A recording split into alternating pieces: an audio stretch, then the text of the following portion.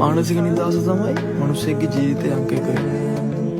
මේ මොහොතේ මගේ ජීවිතේ නතර වෙලා තියෙන තැන ගැන මට පුදුම පහසුවක් දැනෙනවා. ඉස්සර වගේ කෑ ගහලා අඬලා රණ්ඩු වෙලා ලබා ගන්න තරම් දේවල් මගේ ජීවිතේ දැන් නැහැ. මම නොදන්න මම ගැන කියන කතාව මම දැන් ලොකු රසයි. මට නොලැබෙන ලැබෙන දේවල් ගැන මට මහලු බලයි. යාළුකම ආදරේ වගේ දේවල් රැක ගන්න මම හිතේ තවදුරටත් තරඟ තියෙනවා.